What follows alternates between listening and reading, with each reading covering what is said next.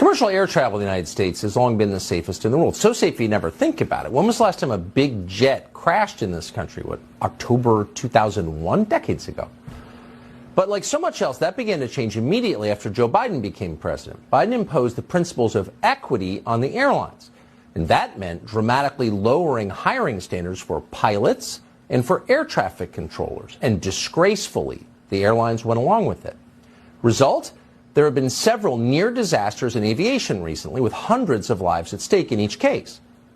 Last Wednesday, for example, a United flight was coming in for a landing at Bush Intercontinental Airport in Houston. The aircraft was low enough that passengers could clearly see the runway. Right before landing, a plane on the ground taxied out into the path of the United flight. The pilot aborted the landing so dramatically that people on board were terrified. It was another near miss at an American airport, though this one never made the news. What's happening here? We wanted to know what is going on in commercial aviation. Clearly something is. So we reached out to someone who's flown for the airlines for many years. The following account was written in December by a veteran United Airlines pilot. Under its woke CEO, Scott Kirby, United Airlines has allowed politics and racialist ideology to trump safety concerns. According to this pilot who works for Scott Kirby right now, those decisions have put the lives of passengers in grave danger. Quote, "Name redacted just told me about a B777 off Maui that almost crashed 2 nights ago. Both pilots became disoriented and pulled out of a dive 300 feet above the water, pulling 2.5 Gs.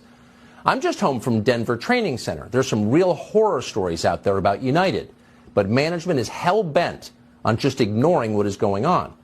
The investigation is still ongoing, but the captain of the Maui flight was brand new. There was a new hire first officer, and my understanding is that we almost lost an airplane for no good reason. Both have been sent back to go through the 4-week course. The new hire here on my fleet is a nightmare. It took him 50 hours to get through initial operating experience. Worse yet, talking to his instructor, out of his 25 landings in the simulator, 15 ended up in the dirt. Not one of them was on the center line of the runway. They said his radio work was like that of a private pilot. He has no situational awareness. I'm jump seating to SFO right now. A United B777 first officer is next to me. She said the training is totally inadequate for new hires. Her husband helps train them at United's in-house pilot academy, Aviate. He's constantly asking these kids who come in, has anyone told you what this is? Many have no idea what they're getting into.